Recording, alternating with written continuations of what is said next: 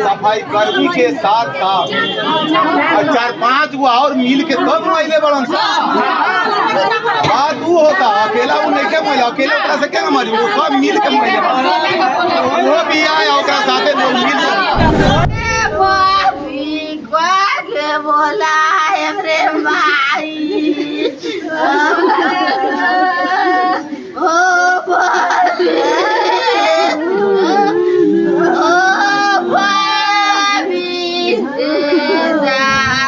दवा की दुकान इसके पति खोले हुए कई बार हम नोटिस किए थे। तो इन हत्या से इन शब्दों का बात प्रभारी के द्वारा बोला जाना मुझे पूरा विश्वास दिलाया है यह बात कि निश्चित तौर पर उसके हत्या में षड्यंत्रकारी इस हॉस्पिटल के प्रभारी भी घटना को दबाने का प्रयास। और मुझे लगता है कि एएसपी जो हैं धाकड़ साहब कहीं ना कहीं से वह पॉलिटिकली हो या फिर कहीं पारिवारिक हो कहीं ना कहीं से दबाव में आकर के जो भाषा परिजनों के लिए था या फिर स्वयं हमको धमकाने लगे हैं। हम तो सिर्फ हाथ जोड़ करके न्याय मांग रहे थे। कब किसकी जान चली जाएगी कोई सुरक्षित नहीं है। यहाँ तक कि हमको भी धमकाया गया उनके द्वारा कि कानून सिखाने की बात। अरे यार कानून सिखाने की बात अब पुलिस के द्वारा परिजन जिसके घर यहाँ पर अभी एक फांसी लगा दिया गया है या मर्डर हुआ है, इसका मामला क्या कुछ कहिएगा?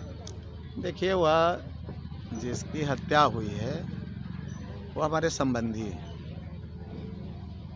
और संबंधी नहीं होने के बाद भी अगर इस तरह की निर्मम हत्या हो रही है तो इस सरकार में आए दिन बलात्कार हत्या आम सा बना हुआ है। अपराधियों का बोलबाला हो गया है। अपराधी के अंदर पुलिस की डर समाप्त हो गई है। यह घटना जो घटी है ममता कर्मी है। ममता कर्मी रात में ड्यूटी पर है और उसके साथ यहाँ के डॉक्टर ऑन ड्यूटी वाले डॉक्टर और कर्मचारी सभी थे और तब उसकी हत्या हो जाती है। हत्या होने के बाद जब परिजन को पता चलता है हम लोग को पता चलता है हम लोग आते हैं तो यहाँ के जो प्रभारी है इस हॉस्पिटल का वह कहता है कि यह इलीगल दवा की दुकान इसके पति खोले हुए कई बार हम नोटिस किए थे। तो इन हत्या से इन शब्दों का बात प्रभारी के द्वारा बोला जाना मुझे पूरा विश्वास दिलाया है यह बात कि निश्चित तौर पर उसके हत्या में षड्यंत्रकारी इस हॉस्पिटल के प्रभारी भी और जो ऑन ड्यूटी डॉक्टर थे और फिर जो अन्य कर्मी हैं इस सब के मिली भगत से उसकी हत्या करके और साक्ष्य छुपाने के नज़रिया से उसको टांग दिया गया था। एसपी साहब आपको कुछ करेगी गिरफ्तार कर लेंगे आप ज़्यादा कहिए? देखिए निश्चित तौर पर आप एएसपी तो प्रशिक्षण में आए हुए हैं और अजीब सा लगा है। इनके अंदर से जो भाषा आई है यह स्पष्ट किया है कि सरकार में अफसरशाही कितना बढ़ा हुआ है।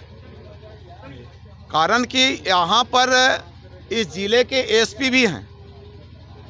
उनके द्वारा यहाँ के पूरे जिला के लोग तकरीबन सभी लोग उनके अपराधियों पर किए गए कार्रवाई से लगभग संतुष्ट हैं। कोई घटना घटती है वह तुरंत गिरफ्त में ले लेते हैं लेकिन घटना रुक नहीं रही है। यह दुर्भाग्यपूर्ण है।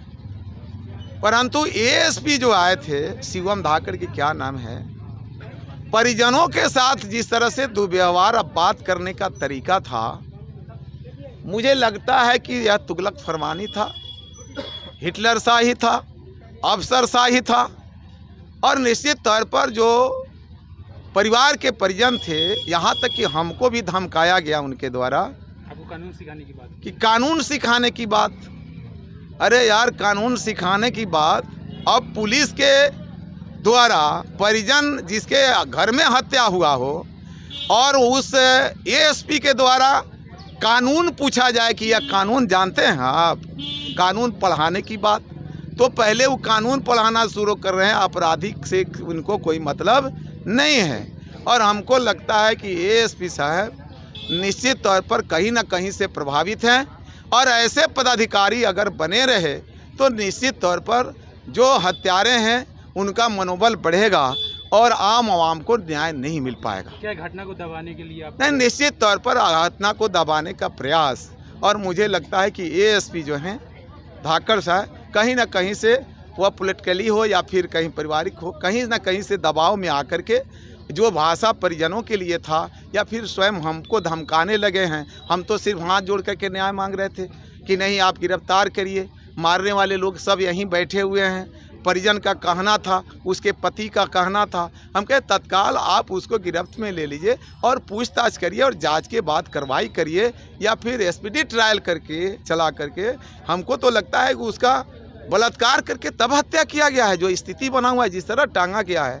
इसलिए जिस तरीके से महिलाओं के साथ आज लगातार इस देश के, इस राज्य के अंदर हो रहा है, हम ऐसे पुलिस पदाधिकारी जो धाकड़ साहब, उनसे तो उम्मीद टूट ही गया है। लेकिन हम उम्मीद करते हैं कि निश्चित तौर पर जो एएसपी हैं यहाँ के, अभी तक सभी केसों में उनका बेहतर प्रदर्शन रहा है।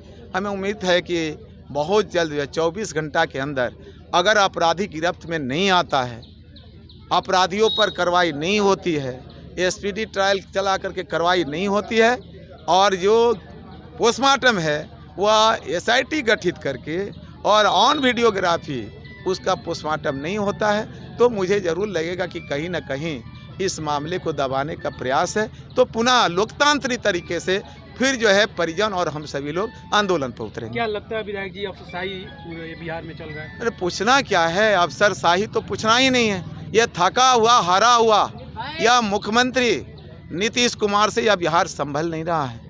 जो कानून का राज करता था, यह अपराधियों का राज बना करके रखा है।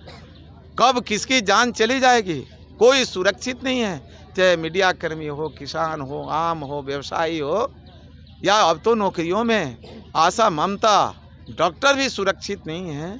तो निश्चित तौर पर हम कहना चाहेंगे कि यह सरकार थाका हारा है और इस सरकार में जो अपराधियों को संरक्षित किया जाता है, जिसकी वजह से इस तरह की घटनाएं घट रही है। हमें उम्मीद है कि तुरंत इसमें न्याय मिले, अन्यथा कार्रवाई लोकतांत्रिक तरीके से हो। एसपी स्वर्ण प्रभात से क्या कहना चाहिएगा विधायक जी? नहीं, स्वर्ण प्रभात जी से हम निश्चित तौर पर उम्मीद रखते हैं और हमारी टेलीफोन पर बात भी हुई है, मोबाइल पर बात हुई है, उनके द्वारा आश्वासन दिया गया है और उम्मीद करते हैं कि 24 घंटे के अंदर वह निश्चित तौर पर जो अपराधी है उसको गिरफ्त में लेंगे और एसआईटी के साथ जो पोस्टमार्टम रिपोर्ट होगा, चाहे इसमें एसपीडी ट्रायल चला करके उसे दंडित करेंगे। मुझे उम्मीद है और उनसे हम आग्रह करते हैं।